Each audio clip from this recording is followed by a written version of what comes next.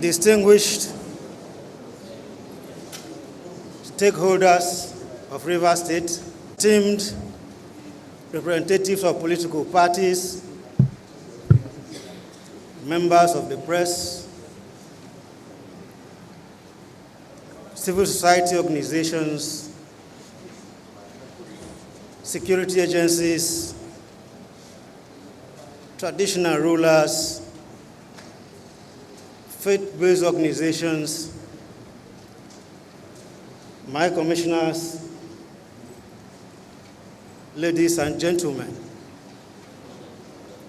It is with deep sense of purpose and an unwavering commitment to democratic excellence that I welcome all of you to this auspicious occasion, this very important occasion, the official unveiling of the revised timetable for the local government election, forthcoming local government election in Rivers State. Today marks a critical milestone, in our journey to ensure a transparent, free, fair, credible, and inclusive electoral process.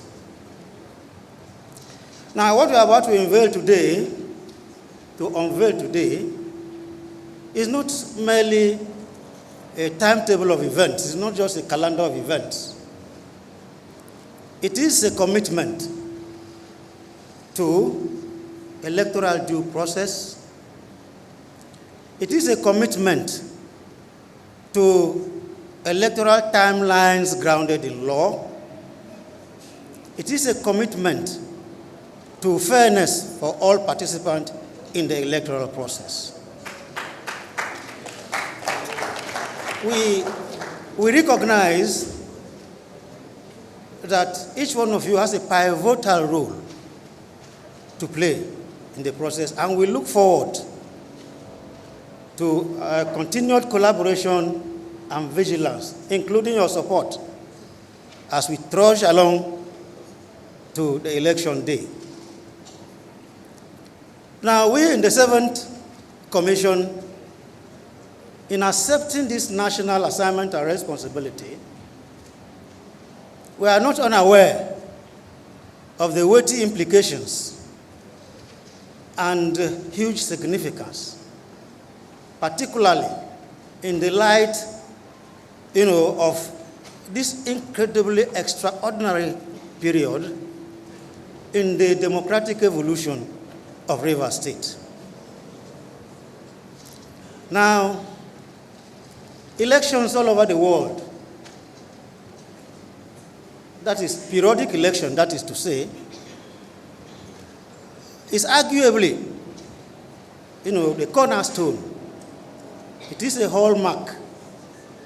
It is, if you like, a condition precedent for a sustainable democracy.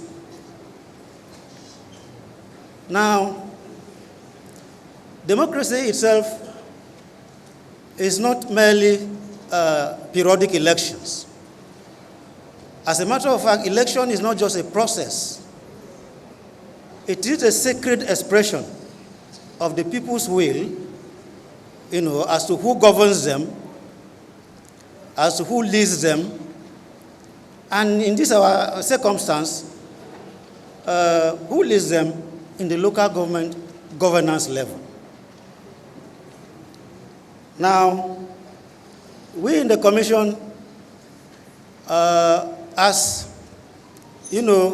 midwives of democracy, we in the Commission, if you like, as stewards of electoral integrity, have been saddled, have been given the solemn role of safeguarding, of protecting that sacred desire, that aspiration, and that hope for the electorates.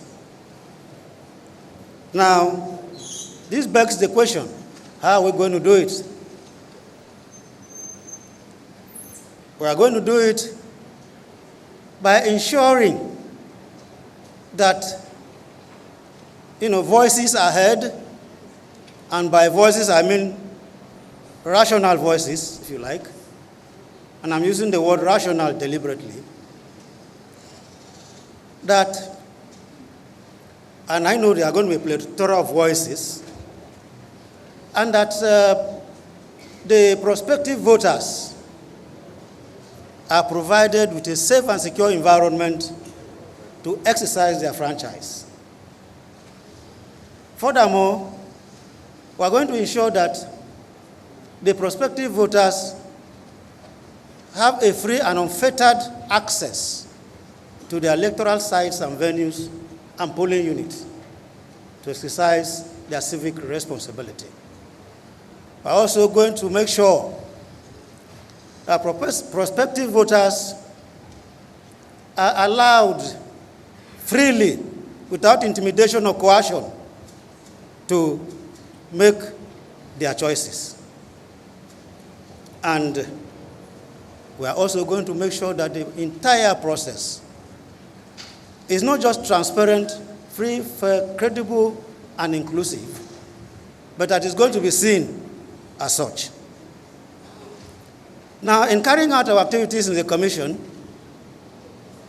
we are not going to arrogate to ourselves the status of a behemoth, the status of an omniscient, all-knowing institution, with a powerful knowledge of everything.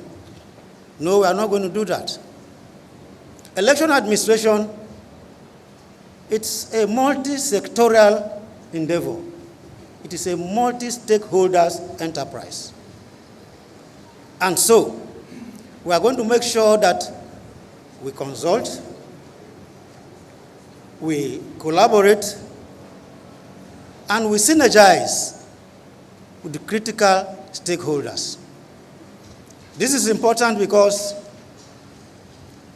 if an election umpire, be it national or subnational, operates in a closet, operates in an opaque manner, then that umpire is calling to question its integrity. There is bound to be a perception of integrity deficit. And so we intend to engage robustly, periodically, with all our stakeholders in order to bring them up to speed, with our operational planning and implementation. Because experience has shown that if you don't do that, you are creating a vacuum. You are creating a gap. And nature abhors a vacuum. And that vacuum will naturally be filled with rumors, it will be filled with suspicion, it will be filled with innuendos, it will be filled with fake news, it will be filled with misinformation, it will be filled at times with protest. And so in order to avoid that, it is important we have a mandate. We have a mandate, and that mandate gives us a legitimate and compelling obligation to make sure that we achieve that mandate within this period. Now, we in the Commission are going to make sure that the laws are enforced. Electoral laws and timelines are sacrosanct. As a matter of fact, on a personal level, as a person, as a leader, as chairman of the Commission, I have an incurable obsession for electoral due diligence. I'm a stickler to that, and I have no apologies at all. In fact, I may also decide to be very stubborn in adhering to these regulations, because the people of Rivers State desire nothing less. And so, what I want to ask of the good people of Rivers State here and now, on behalf of the Commission, is to give us your support, give us your cooperation, and we will deliver to you the best of elections. We will do that in excellence. We are going to do that in honor. We are going to do that with dignity, and we are going to do that with integrity. Thank you very much. Most welcome.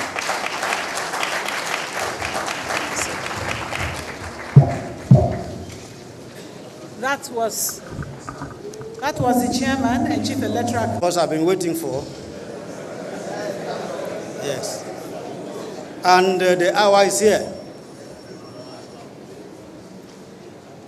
Distinguished ladies and gentlemen will recall that the General Stakeholders Meeting was convened by the 6th Commission on Wednesday, 5th March 2025, whereupon Saturday, 9th August 2025 was proclaimed as the date of local government council elections in Rivers State, prior to the advent of emergency rule. Here now, the 7th Commission of RSIEC, taking proper cognizance of Section 13, Sub 5 of the RSIEC law, which provides thus, that when the Commission appoints a date for holding an election, and there is a reason to believe that a serious breach of peace is likely to occur if the election is held on that date, or it is impossible to conduct the election as a result of natural disaster or any other emergency. Emphasis on any other emergency. The Commission may postpone the election, provided that the reason for the postponement is cogent and verifiable. Therefore, by the powers vested upon the Commission by this provision, I hereby announce the postponement of the local government council election earlier fixed to hold on Saturday, 9th August 2025, for a very obvious and incontrovertible reason.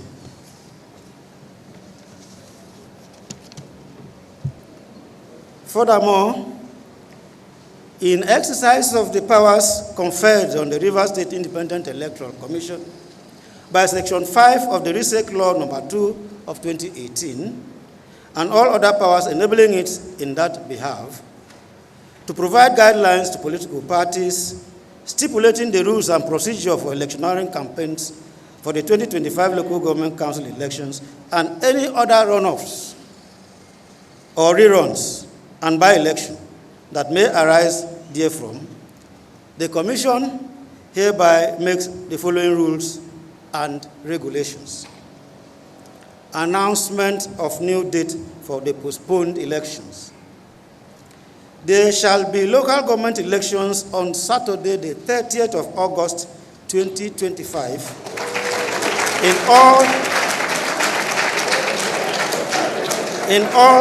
all the 23 local government areas of Rivers State. One councillor each shall be elected in each of the wards, and a chairman and vice chairman shall be elected for each of the local government council areas. The revised timetable of activities as amended will now be officially unveiled. Thank you very much.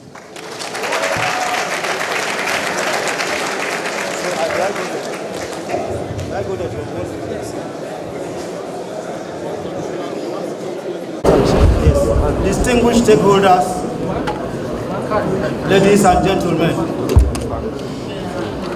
having notified you of the date of election, local government council election for the 30th of August 2025, it is my singular honor and privilege as the chairman of RSIEC to officially unveil the timetable and schedule of events for the said election. And so it is hereby unveiled.